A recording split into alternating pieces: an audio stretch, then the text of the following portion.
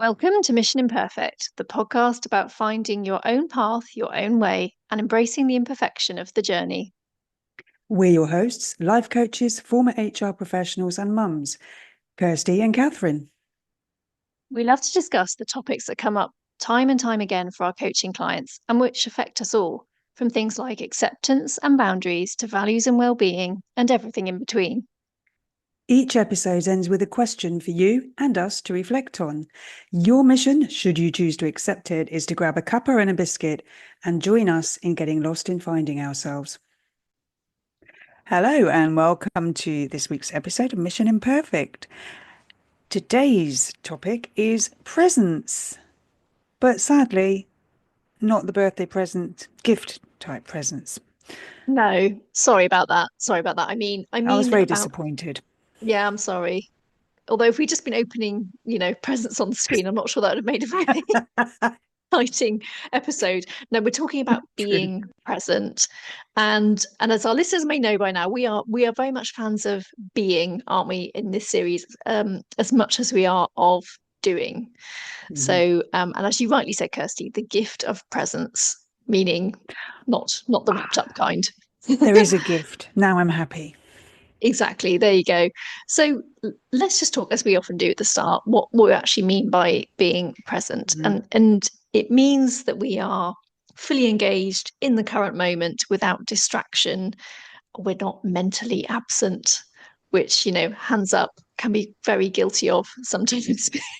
So why does it matter? And what happens when it goes missing, basically. Yeah. And I think one of these is what I call the time travel problem, because we can spend a lot of our mental energy in the past, and that's where we can Mhm. be ruminating, regretting, playing things over in our minds. Like an argument you've had when you think of that really witty comeback that you never do in the moment Yes. ever, because that's just No. sod's law. But we play these things over and they're not things that we can change. So it's actually wasted energy, really. Or the other side of that time travel problem is in the future, where we're worrying and over planning, playing the what if game. We've spoken about that before in another episode, or catastrophizing. I actually managed to say it correctly this time. Nice Because one. we do these two things, we perhaps spend Mm. time in the past or in the future, we can miss what's happening right now. And the right now is actually all we ever have, Yes. what we are doing and being and thinking and feeling in the current moment rather than in the past or in the future. Yeah. Right here, right now. And yet that's all there is. But it's crazy that we spend so much time on the things that we can't change and things that might never happen take Yes. more of our mental energy than, the here and now. Yeah. Madness. I know. If you think about it, we do a lot of strange things, don't we, as humans? We do. It's what makes us so fun, I guess. Yeah, that's When we're one not way to put destroying it. the planet and that sort of thing, it makes us quite fun. Yeah. Yeah. And then the second thing, so we've got the time travel problem as the first thing. The second thing is the impact of distraction.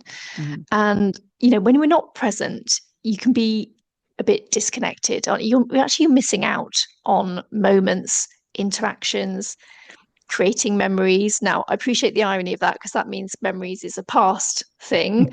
Um, but obviously, we do actually like to spend a bit of time, I think, reflecting on good stuff that we've experienced as well. Don't we? You look at your holiday photos and you remember what a lovely time you were having at the time. That's the whole point of taking those photos and looking back on them Yeah. fondly You, of that you present you memory.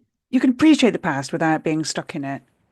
Yes. Yeah, Either as exactly. because you're fretting about what wasn't good about it, or because you're wishing you could be back there.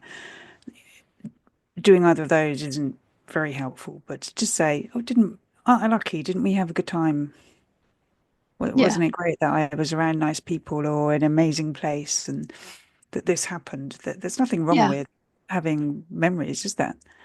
No, exactly. But the thing is, if you're not present, how much of that will you actually truly remember? That's the point. Like your photograph will capture so much, but if you're not present, you won't perhaps remember the conversations or the emotions that you were feeling or the other things because you're not really there. I think that's Yeah. what we mean by the mentally absent bit. Hmm. So it's more that you existed in it rather than were really experiencing it, if Yes. that makes sense. Yeah, I mean, how to put it? You get so focused on what you want to be different that it blinkers you to actually appreciating what's going on now, or Yeah. even as you said, even sort of truly being truly aware of what's happening for you now and all the good things you might be missing. Yeah. And I think presence is also a source of sort of clarity and calm, because Mm. when you're in just the now, which is what we said is all that you actually have, you're less overwhelmed by all that past baggage. You're not distracted by that future uncertainty, and you're just thinking about what you're doing right here, right now, what you're doing, thinking, feeling, and experiencing. And I think good example of this might be you go to the cinema and that film, you've paid, you've got your ticket, you're watching that film, and perhaps instead of just being engrossed in it, you've already started thinking, what am I doing after this? What am I going to have for dinner? How long will it take us to get home? I wonder if that bus is going to be late. And, it's like, well, you're missing out on that experience that you're just because nothing's going to Yeah. change in that time that you were supposed to be in the cinema. um, and I say that not to be critical, because we all do it. I'm Yes. the what are we having for dinner question is one that probably enters my head every day at the inopportune times. But it can be a big, yeah, distraction, and take us away from that clarity and calmness of the current moment. Yeah, it's a kind of when you can just let yourself be here and now and focus on what is here and now. It's a kind of letting go of all the things that try and distract you and pull you in different directions, isn't it? Definitely. So let's talk a little bit about why it's so hard. So we've just pointed out the why it happens. But why is it so hard? And I think one of the things is our brains like certainty. We've talked a bit about this Mm. before, and we like patterns and predictions, and that's what can pull us into these sort of what if scenarios that we've spoken about before. Um, and some of us like to plan ahead, think ahead, rather than just sort of go with the flow and just see what happens. And, I'll put my hand up. I'm one of those people. I'm like, I'm not particularly spontaneous. I try to be sometimes, but even then I might start thinking, and then what? And what if? You And can I just clarify you plan to be spontaneous? um, no slash yes, I don't know what's the correct. Are you trying to be spontaneous or just you're kind of planning the spontaneity? So I'm going to be No, I no, am that's going to be rubbish, isn't it? spontaneous about this. Just saying that sometimes I tell you what will happen. It might be like if someone else makes a suggestion of shall we do X now? And then I just say yes. That is Try to do a bit spontaneous. more of that, There you maybe. go. But Should then but I still might fall into the trap of thinking, and then what? And and then yeah. should we do this? And going off into the future planning bit maybe. But the thing is, and what I will say about being a planner, because I'm not going to apologise for being a planner, Kirsty. No, There don't. are definite benefits to being, but then I appreciate this. I have to make sure that this happens. Good example is planning a holiday, isn't it? I can spend forever choosing a holiday, but it is also so I hope I can enjoy it and be present when I'm in it, rather than thinking, oh, I wish I booked that other holiday, or I wish we'd gone somewhere else, or. So So that's the certainty seeking part. And I think that particularly relates to that future distraction when it comes to not being present. And yeah, then there's the past side, and we've touched on this a little bit when we all those past experiences and beliefs, they can make us sort of look for what we expect rather than seeing what there is. And we do yeah, regrets and replays, don't we? We do so try and much, solve things so that happened much. in the past, don't we? Yeah. Yeah, I don't think sometimes I catch myself sort of going over the past in so much detail and so much intensity. It's almost as if I believe I can change it if I try hard. Yes. I mean, how You weird is I that? did say that witty thing. I did say it. It's like, Yeah. no, you didn't. What if I could just think hard enough, it won't have been like that and everything will be okay. Yeah. Yeah. But it's not going to happen, is it? But I mean, am I the only one who gets stuck in that? Am I No, just sort of no, you're insane? definitely not. No? Good, Out, good. out of That's our relief. current Thank you. current presence of you and me, then, then there's two of us. So there we go. Um, but yeah, it's how when we think we can actually change where we are now by having changed a past event, that's a bit of a tricky situation to get yourself in, isn't it? It Or is, like isn't it? as you rightly pointed out, Kirsty, sometimes it's a bit about escaping the Mm. present. Oh, very much so. It can be, can't it? Yeah, when things are difficult. But the more you get caught up in that, if only I'd done something differently in the past, if only I'd come up with that witty response, if only I hadn't made that choice, if only I'd done whatever it is, the less you are focused on looking to what you can actually change here and now.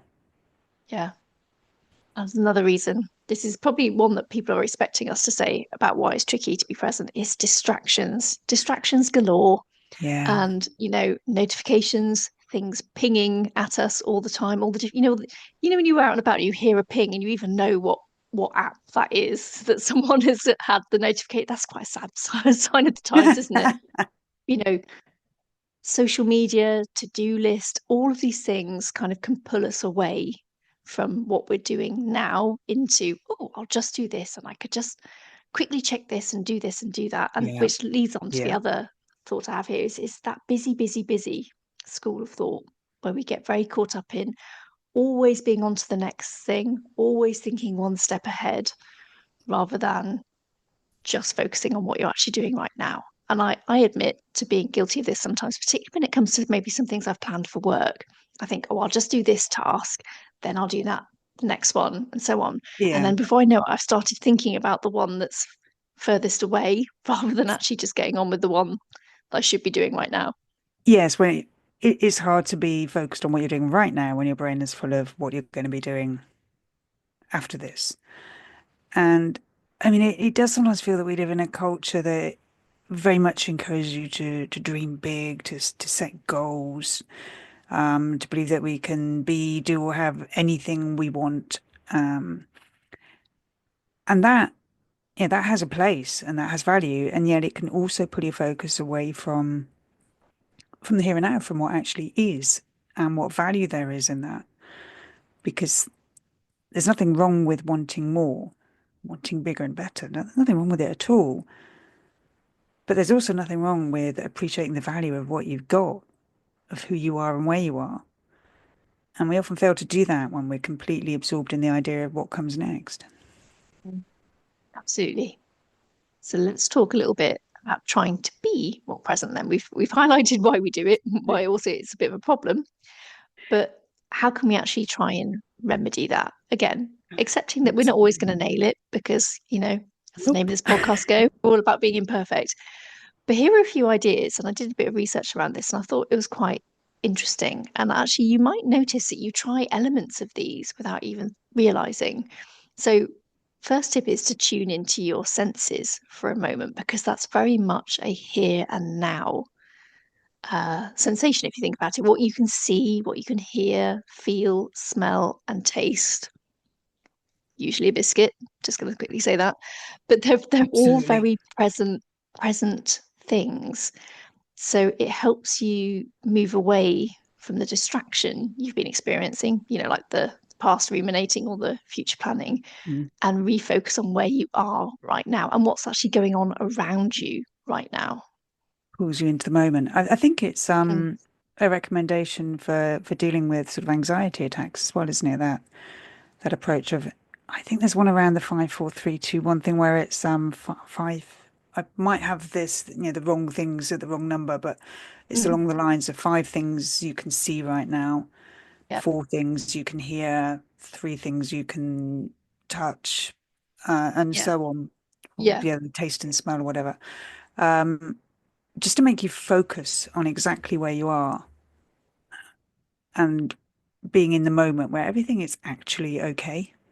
And it can be surprisingly powerful. And even if you just do one each, look around as you said, 1 thing I can see, 1 thing I can hear. What can I say it out loud, write it down, make the mental list, whatever it is, it anchors you. Yeah. And even if you worry there's not something obvious, you can even, put the pads of your fingers together. I remember doing this with somebody before, and it was quite. They said just make a real conscious effort to put each of your finger pads together, apply pressure, then relieve it, and then sort of move your hands around over. Notice the Mm. skin, and it's just doing something like that. You can't help but be drawn into that rather than all the external distraction. A favorite of mine that got to all over, if you put your forefinger and thumb together really gently so that you can actually and move them across each other so that you can feel the ridges in the skin, Mm, which sounds crazy until you start focusing on it and realize you yeah. can. And they're very sensitive, aren't they? Yeah. The pads of your fingers. If you can see us now, we are both now doing this. But if you look really closely, your thumbprint, all your Yeah. fingerprints with all those the different things that you can have, what they call them The loops and the double loops walls and and things, all yeah. that kind of stuff. Yeah, I got really fascinated by it once, and I did try and do all of our family's fingerprints to see what I could find. But I had all of the common things, none of the particularly rare and exciting things. But anyway, so that's a slight distraction, but they it just shows how A you can get into. distraction. There we go.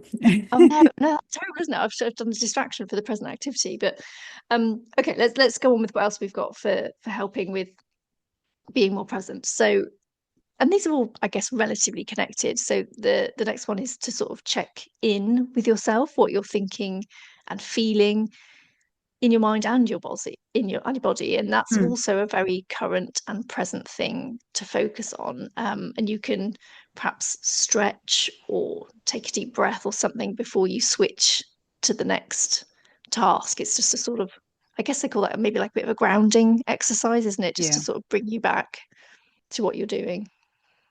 Yeah, but recognizing what is happening in your body is slightly different to what we just talked about, where you're doing something with your body to anchor yourself into the moment. The other thing is to say what is happening in my body and also Mm. in your mind as well. So it can, I'm sitting here. How do my feet feel? How do my knees feel? You don't often think about how our knees feel when we're sitting down.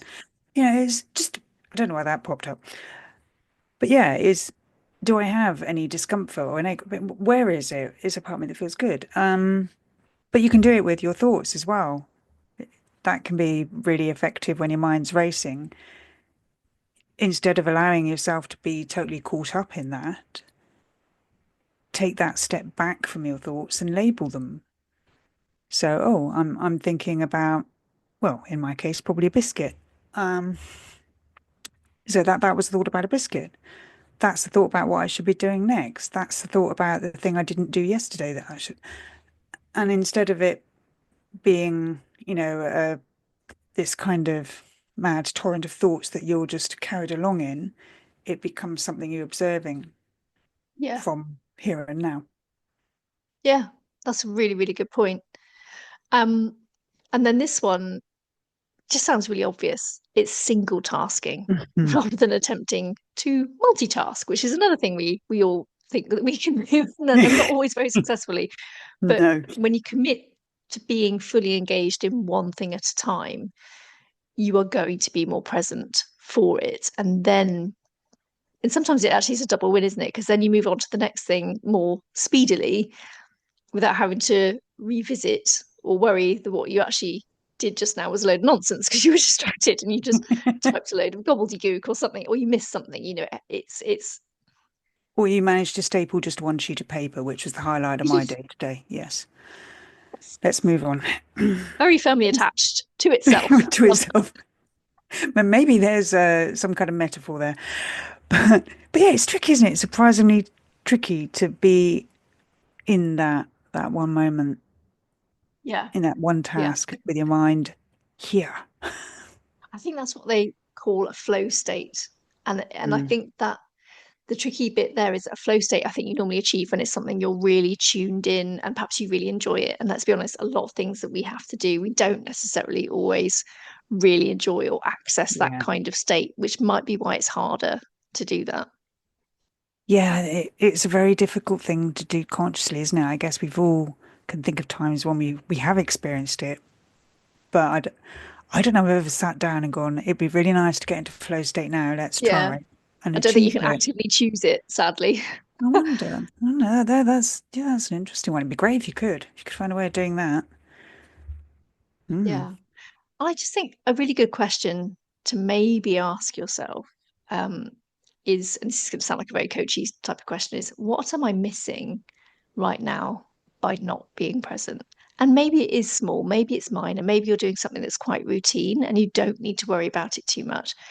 Or it could be something where you think, actually, no, I really do want to be present for this. Perhaps you're maybe like Yeah. using that cinema example, or perhaps you're watching a school performance or something, and you found your mind is wandering elsewhere for those other distractions. But actually, no, you want to see what's going to happen in the school performance because Well, maybe you don't. or maybe you might depend on what's going on. And your child's reaction to what they're doing in I it. know Yeah. because they'll quiz you later. Did you see when I did this? And you're like, oh yes, yes. Did I? And they Yeah. might even test you, throw in something rogue just to see if you really were paying attention. You have a Well, that's Machiavellian particularly child. cunning and devious, isn't it? But yeah, the point is when you're truly present, you get to experience moments a bit more fully, whether they're joyful, ordinary, or Mm. even challenging. Um, but I actually think you give yourself a better chance to navigate the challenging ones as well more successfully and experience the happier ones more fully if you're present. So I think it is worth trying to practice being more present. And it's not one of those easy fix type things. And I'm very wary. But it starts, as we always say, with awareness, because then you can catch yourself and be aware of that you're not being something, Yes. and then choose that Yes. corrective action. Yeah. I mean, I have been listening to again Eckhart Tolle's The Power of Now, Mm. and he says, when you are able to be in the moment, it takes you out of that worrying about what might be in the future Yeah. and what has been in the past, and that makes it less stressful. So you can focus more, as you just said, on hopefully enjoying what's happening, or if not, dealing with what's happening, getting through it rather than trying to pretend it's not as bad as it is, or wishing it wasn't as bad as it is, and not actually doing anything about it. You can just be there with less stress, Yeah. because as they say, anxiety is based on thinking about the future, and depression is based on thinking about the past. I mean, a huge Ah. oversimplification, Mm. but I've heard it summarized in that kind of way. And that may sound terribly dismissive, and it's certainly not meant to. These are those are complex conditions we're talking about, but that's kind of your anxiety. You're worrying about what's going to be happening, what could happen, what might happen, and the more you can just be now, the more that's going to ease. Mm. It's worth trying, isn't it? But Yeah. even if you, something else that Tole was saying, the more you notice that you are not in the moment, the more you are bringing yourself into the moment. So if you keep thinking, oh, I'm not, got distracted again. I was off, trying to multitask again. I'm not very good at this. Every time you notice that, you're winning, Yeah. because that means you're back in the moment. Yeah. And as we often, this is never about beating yourself up for being Mm, distracted or for what's going on. It's just thinking you've become aware of something, which is yeah, which is a gift, and then you can do something with it, or even just by virtue of that happening, it'll have a knock-on effect and a result for you mm, that's beneficial. So yeah, please don't think that any of this is about being critical of not being present. We're just saying no, actually it can be to our advantage to try and gain presence. And one of the ways we do that is just by being aware when we're being distracted or not focusing on the thing that we want to. it's half the So battle. let's share a few quotes that we've dug up And I see Eckhart Tolle has featured in the quote section, which makes perfect sense. But let's start with this one, which I really love, which is also unattributable. Or managed to say that one as well. Is the present moment is a gift. That's why we call it the present, which I think is just a I lovely like way that. of Yeah. value of the present. Yeah, you have to be there to receive it. Um, That's very true. oh, Eckhart Tolle, realize deeply that the present moment is all you ever have. Make the now the primary focus of your life. S- Sums it up, Yeah. even Yeah. without mentioning biscuits. Even without. This one is Oprah Winfrey. Whatever has happened to you in your past has no power over this present moment because life is now. Snappily said, I like that. Yeah. Do we have a question? Of course. Always. Now, this is a bit of a tricky one. And it is a very direct one, which is how present are you on a daily basis? A sneaky add on. Could you improve it? And I think we deliberately asked this because we thought, let's ask something that's a little bit challenging that people probably haven't asked themselves. And we had to challenge ourselves to answer it, didn't we, Hmm. Kirsty? And it's true. I think we both came to a sort of similar conclusion that there isn't necessarily a straightforward answer to this. So for me, I said, look, this is kind of tricky to really. I mean, on a daily basis, I'll be honest, it can vary throughout the day. I'm not going to lie, and I know I can be easily distracted, like the dog in the film Up when it sees a squirrel. This is like, there we go. There's my mind gone over there. Oh, yeah. Um, I do have I do have quite an active mind. Lots of thoughts do seem to kind of swirl in. And I'm also now at the age if something comes in and it's important, I need to kind of write it down or do something with it. Otherwise, I probably will forget it. If I did think, oh, I'll Mhm. come back to that later, I'll be like, what again? Don't know. Bit of a disaster. But having said all of that, I do know I can focus, especially when I'm with a client, because it's just for me, it's almost like we've gone into a bubble and it's just Yeah. us, and that I love, and I know you feel the same about that, Hmm. Kirsty, with coaching. It's definitely context dependent, and I don't succeed with everything this way. And I'll be really honest, my biggest nemesis is probably my phone because that is distraction central. Yeah. I mean, I'm better with the phone than I used to be because I turned most of the notifications off. So Good. they certainly don't make a Yeah. noise and they don't even show as a red dot on the home screen. And that really helps. Well, I've found it has. Still can't say I'm as good as I'd like to be with it. But anyway, so how present am I on a daily basis? Yeah, it varies. Same as with you.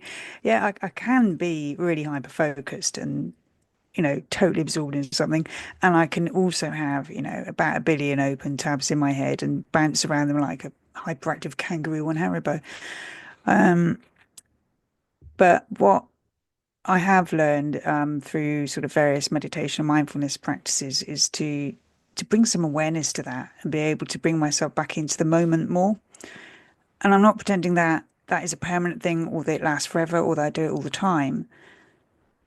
But it does get easier to keep doing it, and it really does make a difference to how I feel mentally and emotionally, and how helps me to sort of separate myself from all the stuff that's going on in my head, and then kind of drop into a more fundamental kind of awareness, if that doesn't sound a bit woo. Yeah. No, that makes perfect sense. But could I improve it? Yes. That's the easy part of the question. Yes, I could. It's okay. We can both work on it. Yeah, and So that's been an excellent reminder to keep doing that. So thank you for the topic. very welcome. So just a reminder of the question, how present are you on a daily basis and could you improve it? And hopefully we've given you a few tips and some thoughts on how you might be able to do that. And that's all from us this week. See you for more See you soon. Mission Imperfect next week. Thank you for listening to this week's episode of Mission Imperfect. Please visit the show notes for details on how to contact us and for any resources we may have on the topic discussed. Until next time, Keep being imperfectly you. No one does it better.